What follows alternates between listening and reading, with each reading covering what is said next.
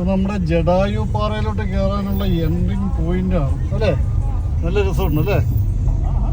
ഇവിടെ നല്ല കവുങ്ങൊക്കെ പിടിപ്പിച്ച നല്ല വൃത്തിയായിട്ടാണ് ഈ കാര്യങ്ങൾ ചെയ്തേക്കുന്നത് ഇവിടെ.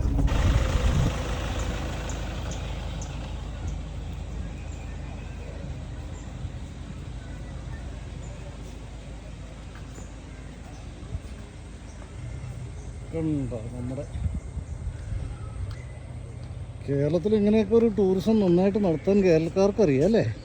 നല്ല വൃത്തിയായിട്ട് നല്ല പിടിപ്പായിട്ട് നമ്മുടെ കേരളത്തിന് വെളിയിലൊക്കെ പോയിട്ട് ഒരു ടൂറിസം പ്ലേസ് കാണുന്ന അതേ ഒരു ചിട്ടയോടുകൂടിയൊക്കെ ഇവർ ഇവിടെ കാര്യങ്ങൾ ചെയ്തിട്ടുണ്ട്. ഇത്രയും പേർക്ക് തൊഴിൽ കിട്ടുന്നുണ്ട്. അതാണ് ടൂറിസത്തിൻ്റെ വലിയൊരു ഗുണം. അതല്ലേ, അനേക തൊഴിൽ സാധ്യതകൾ തുറക്കുന്നുണ്ട്. ഈ നിൽക്കുന്ന സെക്യൂരിറ്റി ഉൾപ്പെടെ കിട്ടുന്ന സാധ്യതകൾക്കാണ് ടൂറിസം നൽകുന്ന ഒരു ഗുണം. പാറയിലോട്ട് വരുന്നവർ ആദ്യം ശ്രദ്ധിക്കേണ്ട ഒരു കാര്യം, ഇവിടെ ക്യാഷ് കമ്പൽസറി ആയിട്ട് വേണം. ഇവിടെ അടുത്തൊന്നും ഒരു ATM കൗണ്ടർ ഇല്ല. ഇവരിവിടെ കാർഡ് സ്വീകരിക്കുകയാണ്. നമ്മുടെ ടിക്കറ്റ് കൗണ്ടർ കണ്ടോ. ഇവിടെ അത് വിസിറ്റ് ചെയ്യാൻ 226, കേബിൾ റൈഡിന് 289, ടോട്ടൽ കോസ്റ്റ് ഒരാൾക്ക് 555 രൂപയാണ്. കണ്ടോ, കാലഘട്ടം ഇത്രയും മാറിയെങ്കിലും ഇവിടെ മറ്റേ കേബിൾ കാറിന് മാത്രമേ അവർ ഓൺലൈൻ പൈസ എന്ന് വെച്ചിട്ടുണ്ടെങ്കിൽ മറ്റേ ഗൂഗിൾ പേക്ക് സ്വീകരിക്കുള്ളൂ. എൻട്രി ഫീസ് നിർബന്ധമായിട്ടും ക്യാഷ് വേണം. കണ്ടോ. അപ്പോൾ നമ്മൾ ചടയമംഗലം SBIയുടെ ഒരു ATM കൗണ്ടറുണ്ട്. അവിടെ കയറി എൻട്രി ഫീസിനുള്ള പൈസ നമ്മൾ ATMയിൽ നിന്ന് എടുത്ത് കൈ പിടിച്ചുകൊണ്ട് പോകുന്നില്ലെങ്കിൽ ഇപ്പോൾ എനിക്ക് സംഭവിച്ച പോലെ പോകും. ഇവിടെ വന്നിട്ട് ഞങ്ങൾ തിരിച്ചു പോയി. അതാണ് സംഭവിക്കുക. ഓക്കെ, ഇതാണ് കേബിൾ കാറിൻ്റെ ടിക്കറ്റ് കൗണ്ടർ. കണ്ടോ, അടിപൊളി. ഇത് ഇത്രയും സെറ്റപ്പ് ഉണ്ടോന്ന് ഞാൻ കണ്ടില്ല കേട്ടോ.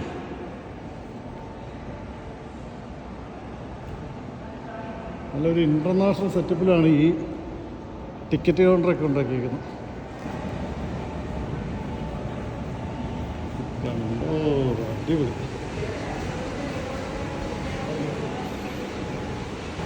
ഇതൊരു പ്രൈവറ്റ് കമ്പനിയാണ്,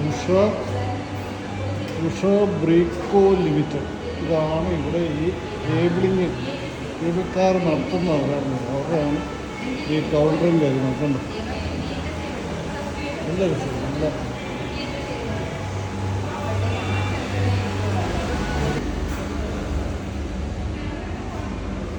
ഇത് ശരിക്കും ഒരു ഇൻ്റർനാഷണൽ സ്റ്റാൻഡേർഡിൽ തന്നെയുള്ള കാര്യങ്ങളില്ല.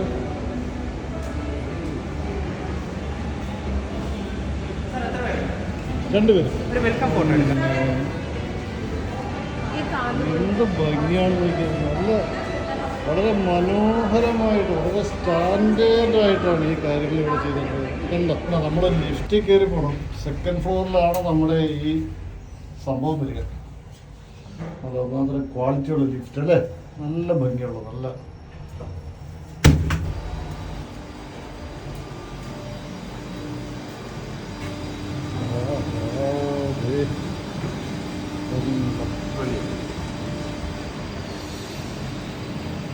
നമ്മുടെ ജഡായു പാറയിലേക്ക് കയറാനുള്ള കേബിൾ കാർ സെറ്റപ്പാണ് ഈ കാണുന്നത്. എനിക്ക് നല്ല ക്വാളിറ്റിയുള്ള സംഭവം കേട്ടോ.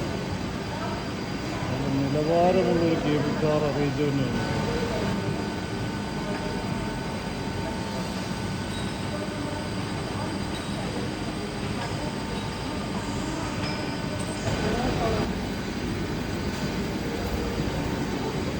ഞങ്ങൾക്ക് 3 പേർക്കും വിമലയാണ് കിട്ടിയത് കേട്ടോ.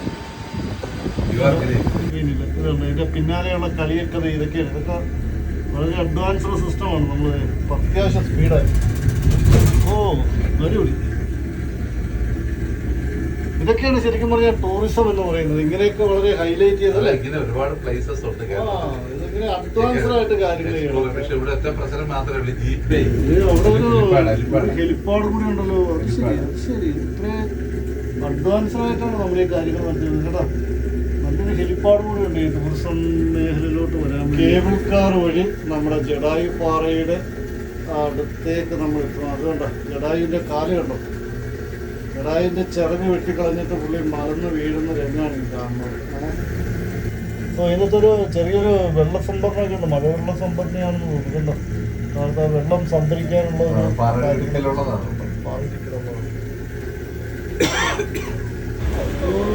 കിടക്കട്ടൊക്കെ ശ്രദ്ധിക്കൊന്നും എനിക്ക് നോക്കിയേണ്ട ആവശ്യമില്ല.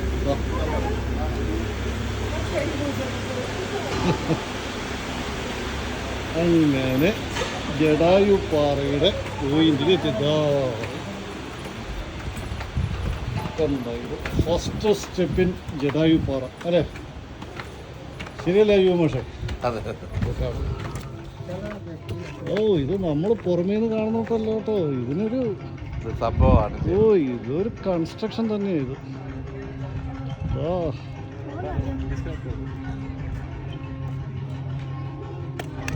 നമ്മുടെ ജടായു എന്ന് പറയുന്നത് രാമായണത്തിലെ ഒരു സങ്കല്പമാണ്. ആ സങ്കല്പം അവരിവിടെ കുത്തിവെച്ചിട്ടുണ്ട്. ജടായു രാമായണത്തിലെ പക്ഷി ശ്രേഷ്ഠൻ കഥ.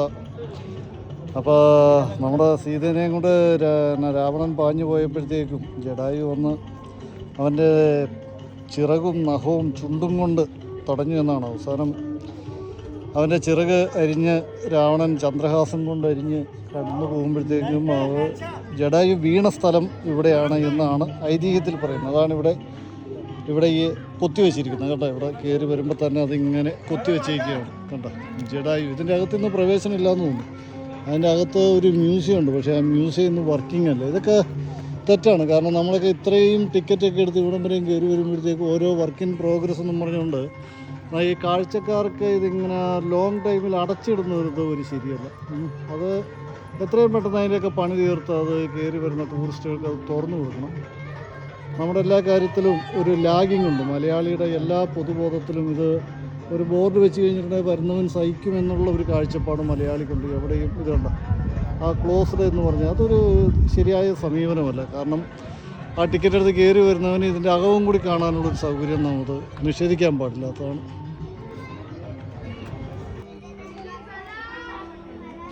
ഇത് വലിയൊരു കൺസ്ട്രക്ഷനാണ് കേട്ടോ. നമ്മൾ ദൂരേന്ന് നോക്കുന്നോട്ടല്ല ഇതിൻ്റെ കൺസ്ട്രക്ഷൻ. ഇത് വലിയൊരു നിർമ്മിതിയാണ് ഇവിടെ ചെയ്തു വെച്ചിരിക്കുന്നത് കണ്ടോ.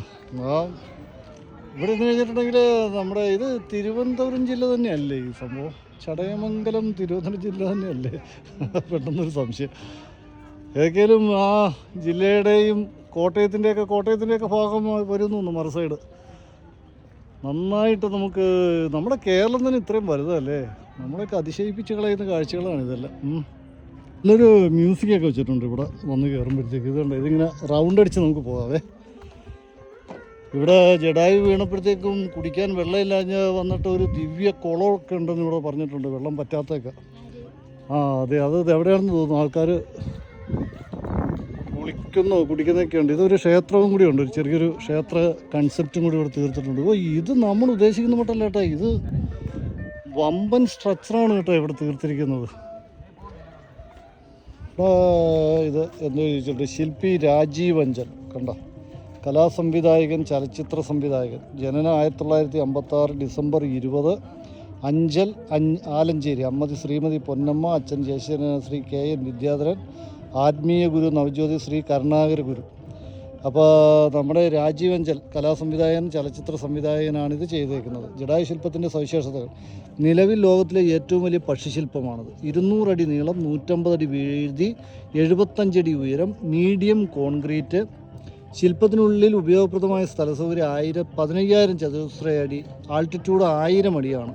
ടൂറിസം വകുപ്പിൻ്റെ വിദഗ്ധ സമിതി നേരിട്ട് നടത്തിയ ആശയ മത്സരത്തിലൂടെയാണ് ശ്രീ രാജീവ് അഞ്ചലിനെ ശില്പനിർമ്മാണത്തിനായി തിരഞ്ഞെടുത്തത്. അദ്ദേഹത്തിൻ്റെ 10 വർഷത്തെ പ്രയത്ന ഫലമാണ് ജടായു എന്ന മനോഹര ശില്പം. 2008 മുതൽ 2018 വരെ ദേവരാജ് എല്ലാമായിട്ട് ഇതൊരു മനോഹര കൺസ്ട്രക്ഷൻ തന്നെയാണ്. ഇത് പറയാതിരിക്കാൻ വയ്യ. നോക്കിയേ, ഇതിൻ്റെ ശരിക്കും പറഞ്ഞാൽ ജടായു പാറയുടെ ഇതിൻ്റെ ശരിയായ ഒരു വ്യൂ എന്ന് പറയുന്നത് ഇതിൻ്റെ പടിഞ്ഞാറ് വശമാണ്. നമ്മൾ ചടയമംഗലത്ത് നിന്ന് കാണുന്നത് ഇതിൻ്റെ മുൻവശമാണ്.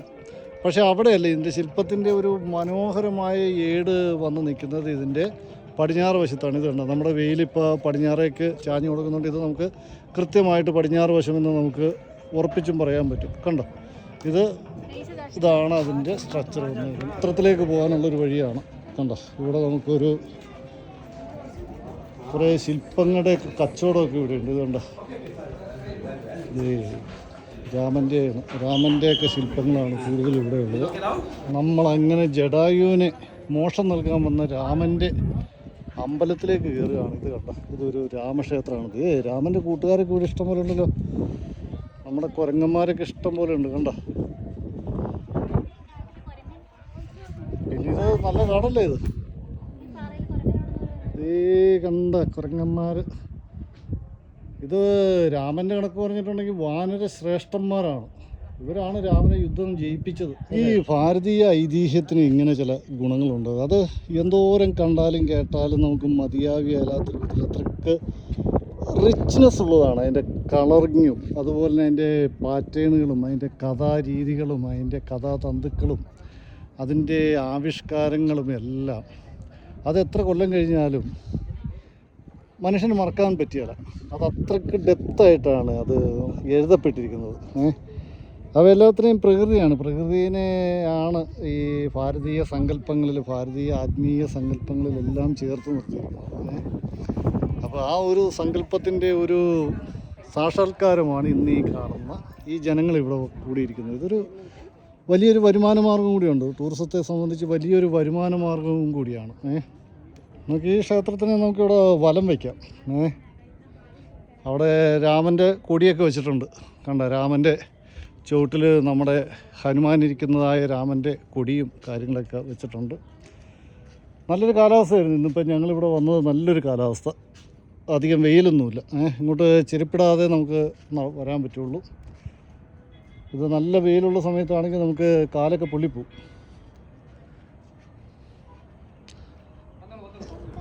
ഈ കാണുന്നതാണ് ചടയമംഗലം സിറ്റി. ഇത് കണ്ടോ, ഇതാണ് ചടയമംഗലം സിറ്റി. ഇതിൻ്റെ അകത്ത് ഇതേ കാണുന്നതാണ് MC റോഡ്. നമ്മൾ MC റോഡ് ഇതേ സൈഡ് മുതൽ ഇങ്ങോട്ട് പോന്നു കഴിഞ്ഞാൽ ഇവിടം വരെ നമുക്ക് വണ്ടിയിലിരുന്ന് നമുക്ക് ഈ ജടായുവിനെ കാണാൻ പറ്റും. അതതിൻ്റെ കിഴക്ക് വശമാണ് നമ്മൾ കാണുന്നത്. ശരിക്കും പറഞ്ഞാൽ ജടായുവിൻ്റെ കിഴക്ക് വശത്തേക്കാളും ഒരു ശില്പമഹിമ നിൽക്കുന്നത് ഇതിൻ്റെ പടിഞ്ഞാറ് വശത്താണ്. അപ്പോൾ അത് കയറി വന്നു കഴിഞ്ഞാൽ മാത്രമേ നമുക്കത് കാണാൻ പറ്റുള്ളൂ. പിന്നെ ഞങ്ങൾ പറഞ്ഞില്ലേ പൈസ എടുത്തുകൊണ്ട് പോകുന്നത്, അതേ നേരെ കാണുന്നതാണ് SBIയുടെ ഒരു ഇത്. ചടയമംഗലത്തുള്ളൊരു SBIയുടെ ബ്രാഞ്ചാണ് കാണുന്നത്. അതിൻ്റെ നേരെ ഓപ്പോസിറ്റായിട്ട് ഒരു ATM കൗണ്ടറുണ്ട്. അവിടെ കയറി നമ്മൾ പൈസ എടുത്ത് കൈ പിടിച്ചുകൊണ്ട് പോകുന്നുണ്ടെങ്കിൽ ഇവർ ഓൺലൈൻ എന്ന് പറഞ്ഞത് ഇവിടുത്തെ ടൂറിസം വകുപ്പ് അറിഞ്ഞിട്ടില്ലാത്ത മട്ടാണ്. അവർ പണം കയ്യിൽ ഉണ്ടെങ്കിൽ മാത്രമേ അവർ കണ്ട. അതാ കറക്റ്റ് സമയം നോക്കി. ഇത് ഒരുത്തിയാണോ ആർക്കറിയാം. അതേ പോണം അതിൻ്റെ കുഞ്ഞാണെന്ന് തോന്നുന്നു. കണ്ടോ, ഇങ്ങനെ ഒരു ശില്പം കണ്ടെത്തിയ നമ്മുടെ കേരള ടൂറിസം വകുപ്പിന് അഭിനന്ദനം അറിയിക്കണം. ഇതാണ് ഇത്. ഇവിടെ അതുപോലെ തന്നെ ഒരു holy footprint of lord Sri Rama എന്ന് എഴുതിയിട്ടുണ്ട്. ശ്രീരാമൻ്റെ കാൽപാദം പതിഞ്ഞ ഇടം എന്നും പറഞ്ഞുകൊണ്ട് ഒരിടം ഇവിടെ സംരക്ഷിക്കുന്നുണ്ട്. കണ്ടോ, നമുക്കൊന്ന് നോക്കാം. ശ്രീരാമകൃഷ്ണൻ്റെ പാദം പതിഞ്ഞെന്നും പറഞ്ഞിട്ട് കണ്ടോ, വലിയൊരു കുഴി. ഇങ്ങനൊരു കാൽപാദം ഉണ്ടാവും. ഒത്തിരി പേര് പൈസയൊക്കെ ഇട്ടിട്ടുണ്ട്. ഇത് കണ്ടോ. അപ്പോൾ രാമൻ്റെ വലിപ്പം എന്താ ഇതിൻ്റെ ഇത് കണ്ടു കഴിഞ്ഞിട്ടുണ്ടെങ്കിൽ ഇതാണ് രാമൻ്റെ കാലായിട്ട് പറയുന്നത്. കണ്ടോ, ഓരോ വിശ്വാസങ്ങൾ. ഒത്തിരി പേര് വന്ന് തൊഴുന്നൊക്കെ ഉണ്ട് കേട്ടോ.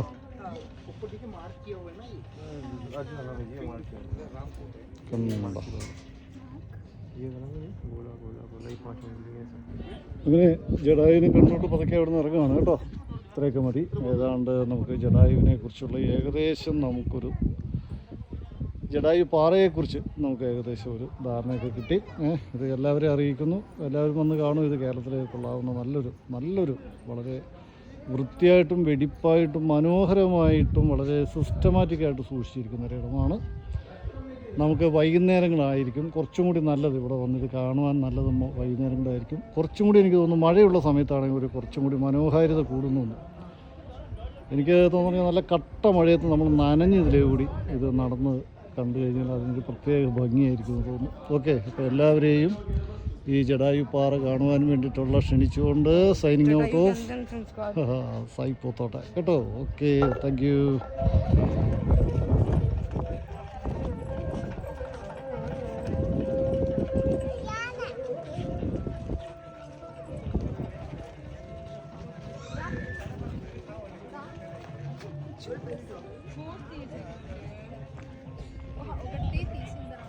నాకు వీడియో తీసేస్తున్నాడు.